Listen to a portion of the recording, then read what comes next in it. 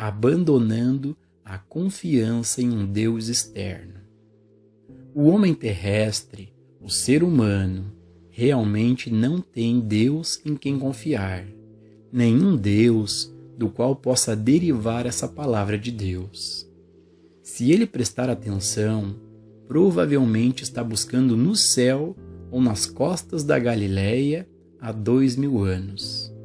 Muito raramente ele se dá conta de que, se quiser ouvir esta voz mansa e delicada, se quiser ouvir a palavra de Deus, deve fazer toda a escuta dentro de si mesmo.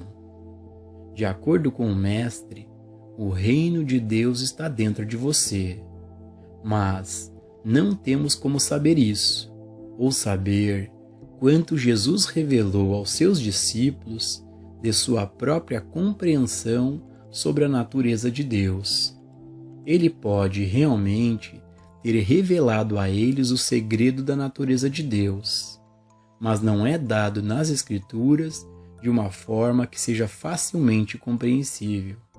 Portanto, apesar desses últimos 400 anos de distribuição de bilhões de cópias da Bíblia, a pergunta ainda é feita: o que é Deus?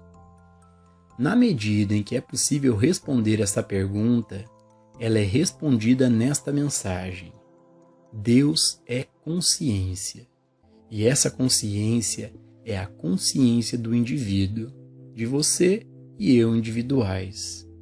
Ninguém jamais tirou uma fotografia da consciência, e, portanto, devemos aceitar a palavra consciência como inteligência, a substância e a lei do universo.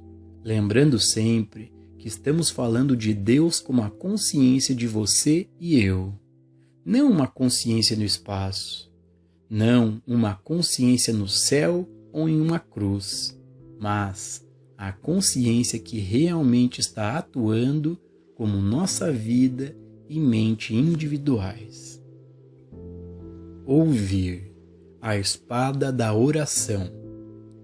Quando podemos, de alguma forma, sentir a justiça de Deus mais perto de nós do que o respirar, a presença de Deus como consciência, aprendemos que a oração é, na verdade, uma comunhão entre eu, meu eu exterior, e eu, a consciência divina do meu ser. Estes são um, não dois, mas, no que diz respeito a todos os propósitos práticos, estamos lidando com eles como se fossem dois. Mas, se houvesse uma pessoa sobre qual o Mestre diz que não pode de si mesma fazer nada, e, se ela fala por si mesma, ela testemunha uma mentira. Então, a mesma pessoa, o eu, ao qual ela pode se voltar internamente em comunhão e, por meio do ouvido interno, perceber a palavra de Deus, a voz que, quando pronunciada, derrete todo o universo de eu. Assim como esta espada do Espírito deve nos libertar de toda fé, esperança e confiança no exterior, mesmo em um Deus exterior, assim também a espada muitas vezes nos atinge profundamente quando estamos tentando nos voltar para dentro.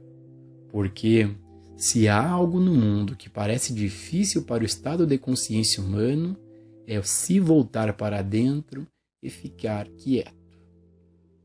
Isso é natural para a raça humana, porque todos nós, mais ou menos criados desde a infância para brincar com chocalhos de uma forma ou de outra, para nos manter engajados no mundo exterior, quase como se fosse uma trama para impedir-nos de termos tempo suficiente para entrar e ouvir, estar em paz com o Espírito, com a fonte da nossa existência. Mas essa atividade de escuta é essencial para progredir no caminho. A espada da desistência de voltar-se para dentro em busca de coisas materiais. A espada do Espírito funcionará em nossa experiência até que nos libertemos de todas as confianças materiais. No momento em que começamos a perceber que devemos parar de buscar no externo, que devemos parar de orar pelo externo e começar a voltarmos-nos para dentro, podemos nos encontrar presos na ideia metafísica de ir para dentro em busca de novos automóveis, novas casas, roupas novas, novos casamentos ou algo desse tipo. E, mais uma vez, somos desviados do caminho da demonstração espiritual, porque, assim como estamos prestes a aprender a nos voltarmos para dentro, aprendemos também a nos voltarmos para dentro para as coisas erradas. Na verdade, aprendemos a ir para dentro para as coisas erradas e, de todos os erros, este realmente é o maior. Seria melhor continuar buscando ou orando a Deus em algum lugar no céu e orando por coisas espirituais, do que descobrir o Deus interior e continuar buscando coisas materiais nesse Deus. Deus é Espírito e importa que os que o adorem em espírito e verdade. João capítulo 4, versículo 24. Não nos importamos com nossa vida. A oração não é uma busca daquilo que nos alimentará, vestirá ou nos abrigará. A oração deve ser uma busca do reino de Deus e, uma vez que o reino de Deus está dentro de nós, é aí que a busca deve ser feita. É surpreendente o rápido progresso que fazemos no caminho espiritual no momento em que paramos de nos voltar para Deus, seja fora ou dentro, por quaisquer coisas deste mundo, e aceitamos a verdade de que Deus é Espírito, que existe um reino de Deus que é de natureza inteiramente espiritual e que pode nos dar apenas a palavra de Deus. Não tem mais nada para dar. Céu ou inferno? Uma questão de discernimento espiritual. Quando recebemos a palavra de Deus, a terra se derrete. O que acontece quando a terra se derrete? O céu é revelado, porque, na verdade, o que chamamos de terra é o céu. O céu, visto por olhos tridimensionais, é a terra. A terra, visto pelos olhos quadridimensionais, é o céu. Em outras palavras, o próprio lugar em que estamos é o paraíso. Isso é literalmente verdade. E quando nossos sentidos testificam que este lugar onde estamos é o inferno, doença, pecado, falso apetite, morte, pobreza, então podemos ter certeza de que estamos vendo através daqueles olhos que estão acostumados a chocalhos, de chocalhos de bebês a chocalhos de bombas atômicas. Sim, estivemos sacudindo aquela bomba atômica, e ela também foi sacudida contra nós.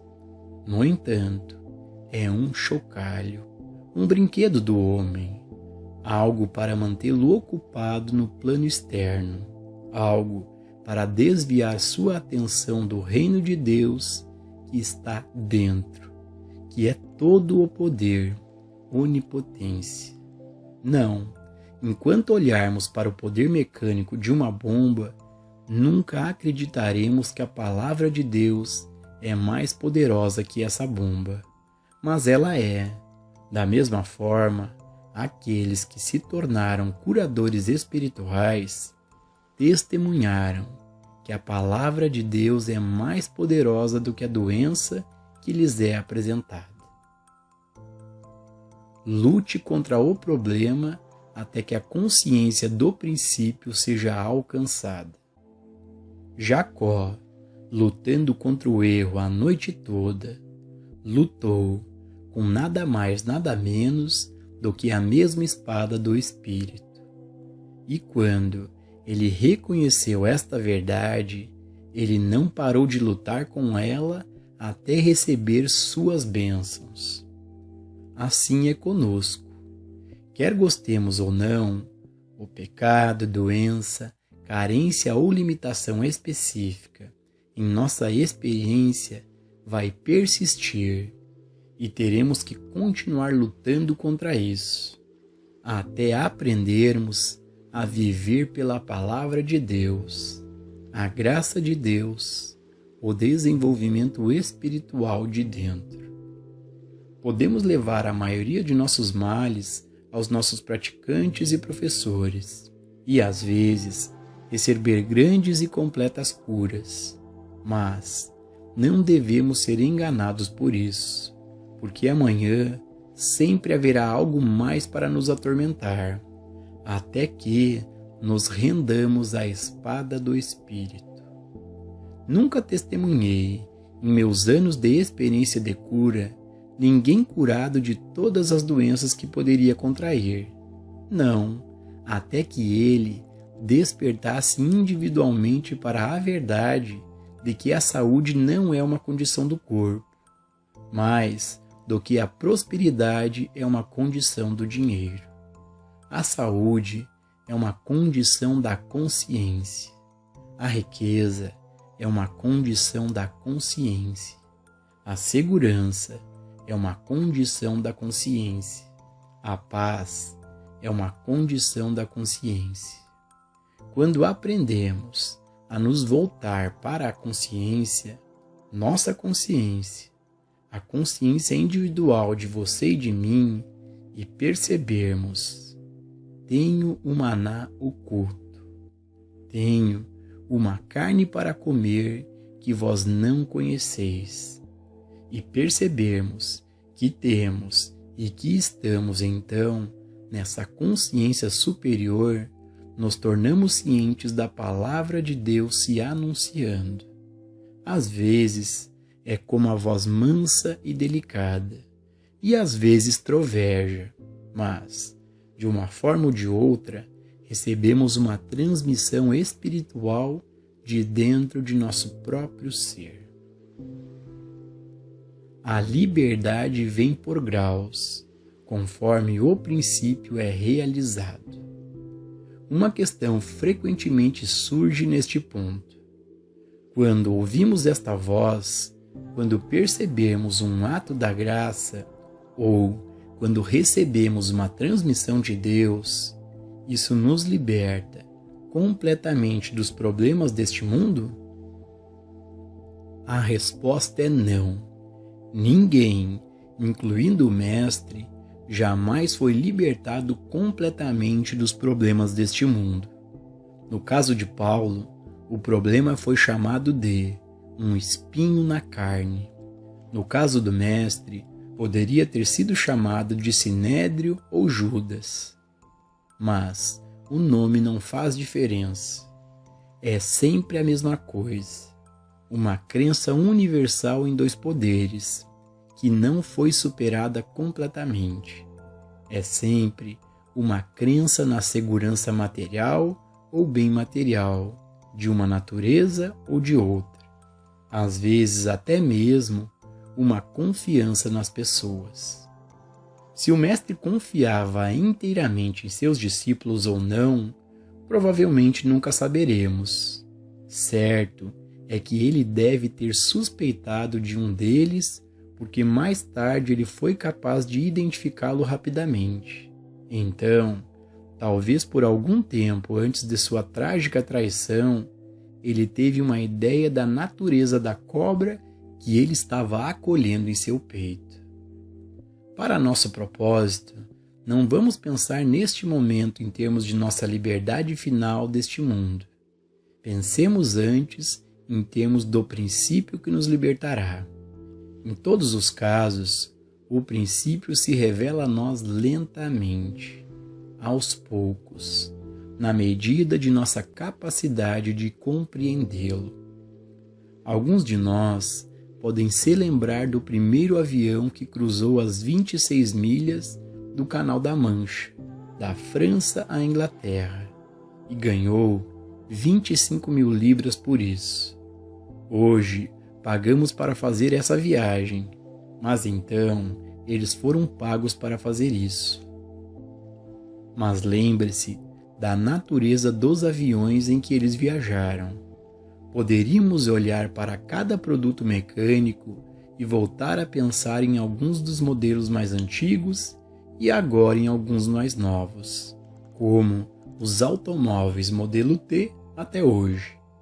Podemos ver como esses princípios se revelaram a nós no grau de nossa capacidade de assimilá-los e compreendê-los. Então, quase concluímos meio círculo das alturas da revelação alcançada há 2000 anos, até as profundezas da ignorância religiosa, superstição e paganismo de apenas um século atrás. E voltamos quase um círculo completo para onde estávamos há 2000 anos, quando foi revelado que eu é Deus. Mais uma vez, os indivíduos aqui e ali estão ouvindo aquela voz dentro deles declarar: aquieta-te e sabe que eu sou Deus. Quando eles alcançam esse nível de consciência, eles atingem as alturas de Moisés, Isaías, Buda e Jesus alcançaram. Eles estavam nesse estado de consciência em que lhes foi revelado que existe um reino de Deus interior. E ele se expressa exatamente assim: fique quieto e saiba que eu, no meio de você, sou Deus. Eu nunca vou deixá-lo ou desampará-lo. Eu estarei com você até o fim do mundo.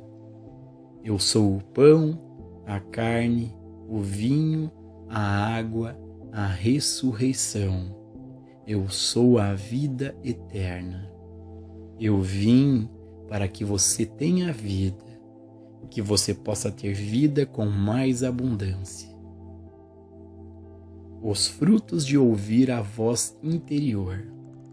Pense por um momento no que acontecerá a nós individualmente quando retornarmos ao silêncio dentro de nós mesmos e deixarmos essa voz falar conosco, até ouvirmos: eu, no meio de ti, sou poderoso.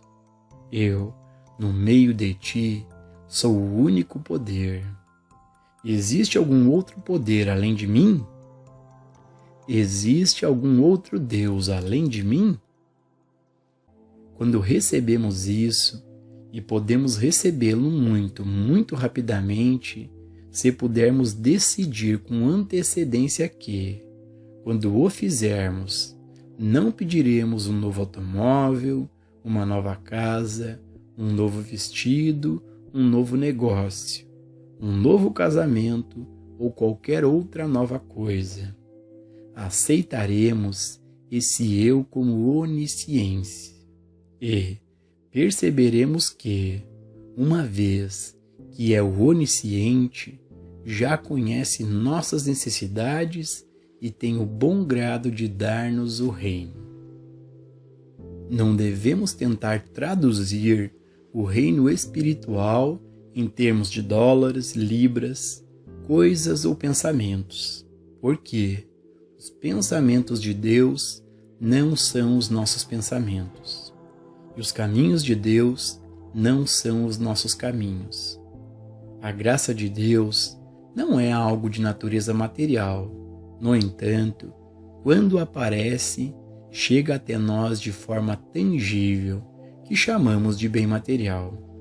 A barreira é ter alguma ideia pré-concebida de como deve ser a forma. A espada do Espírito deve vir até nós para cortar todas as crenças em algum Deus distante, cortar todas as nossas crenças teológicas sobre um Deus que dá ou um Deus que retém. Tudo isso deve ser tirado de nós.